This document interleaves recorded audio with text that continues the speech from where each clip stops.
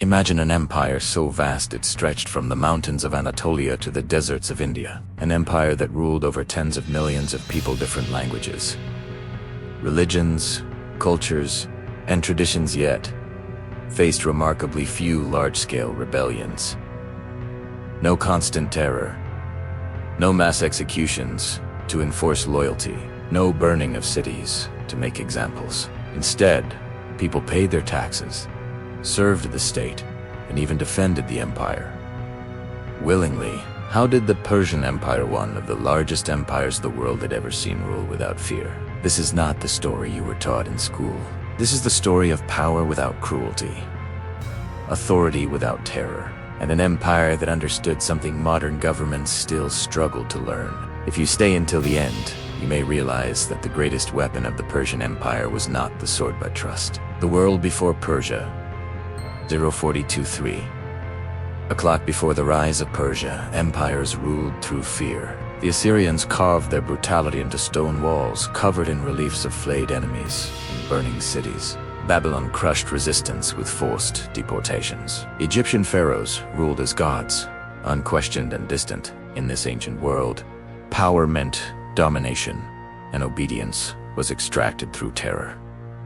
Rebellion was answered with annihilation. So when a small group of Persian tribes living under the shadow of the mighty Median Empire began to rise, no one expected anything different. They were seen as just another people who would eventually adopt the same old methods. But Persia was about to rewrite the rules of empire. The rise of Cyrus the Great. At the center of this transformation stood one man, Cyrus II of Persia, known to history as Cyrus the Great.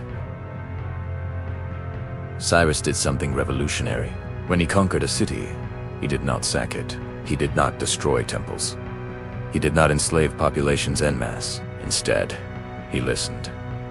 When Cyrus captured Babylon in 539 BC, the most powerful city in the world at the time, the people expected bloodshed. Babylon had been conquered before, and conquest always came with suffering. But Cyrus entered the city peacefully. He restored local religious practices. He allowed displaced peoples to return to their homelands. He respected Babylonian laws, customs, and traditions. This moment was later recorded on the Cyrus Cylinder, called the world's first charter of human rights. Cyrus understood something radical. People rebel when they feel humiliated. Remove humiliation, and resistance fades. The psychology of rule, fear, creates obedience, but only temporarily. The Persians understood that fear breeds hatred, and hatred eventually explodes. Instead of ruling through terror, the Persian Empire ruled through legitimacy. Local leaders were kept in power, Gafas known as satraps were. Often natives of the region, they governed. Laws were not imposed uniformly. They were adapted. To a Greek city, Persia felt different than to an Egyptian priest or a Jewish exile. The empire bent but did not break. This flexibility was not weakness. It was strategic brilliance. While other empires demanded worship of their gods or rulers, Persia chose a path that shocked the ancient world: Zoroastrianism. The dominant Persian belief emphasized truth, order, and moral choice, and it never required forced conversion. Temples remained untouched, priests retained their authority, and faith was treated as a personal matter rather than a political weapon. By removing religious oppression, Persia neutralized one of the most powerful causes of rebellion.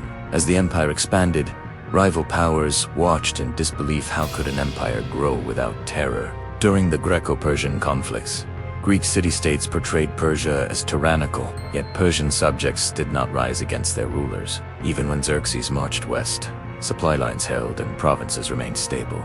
Fear-based empires collapsed from within, but Persia endured, proving that loyalty built on respect is stronger than obedience built on fear. Over time, however, later kings drifted from the ideals of Cyrus as corruption spread, power centralized, and distance grew between ruler and ruler. When Alexander the Great invaded, he faced not an empire united by belief, but one weakened by forgotten principles. Yet the true strength of Persia was never its wars, borders, or kings. It was the quiet loyalty of ordinary people. Farmers worked land that still felt like their own.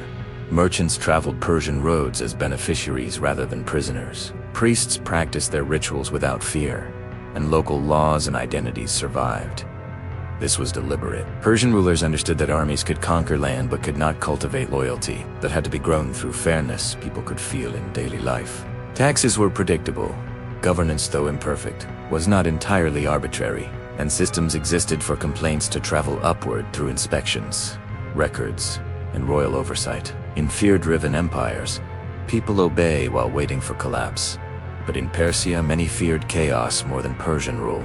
The empire became a stabilizing framework in a violent world, explaining why revolts were rare even under weak kings, why cities did not always welcome invaders, and why negotiation often replaced rebellion, because Persia did not rule as a foreign occupier, but as a structure that allowed diverse peoples to live, believe, and function within it. Even Persian enemies benefited from this system. Greek mercenaries willingly served Persian kings. Egyptian administrators continued governing under Persian oversight. Jewish communities remembered Cyrus not as a conqueror, but as a liberator. This is where the empire's greatest strength also became its greatest vulnerability. When later rulers forgot that respect was the foundation of their power, the system began to hollow out. The structure remained, but the belief faded. Loyalty slowly turned into mere compliance. And compliance, unlike loyalty, breaks under pressure. The Persian Empire teaches us a difficult truth. Ruling without fear is harder than ruling with it. It requires patience, restraint, and trust in human reason. It demands leaders who can resist the temptation of cruelty. But when it works, it creates something rare in history and empire that people do not dream of escaping. The Persian Empire ruled without fear and, for generations, it worked. Power built on trust lasts longer than power built on terror. Even today, the question remains, do people obey because they are afraid, or because they believe? History has already given us the answer. If you enjoyed this documentary, consider subscribing, because the past has more lessons left to teach us if we're willing to listen.